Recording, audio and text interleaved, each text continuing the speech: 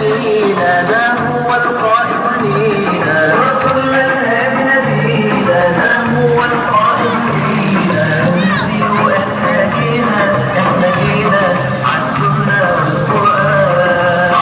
علم اسرائيل فوق منه، وبيلاعب اسرائيل ويكلمها ويسيسها لانه عارف ان هم اسياده.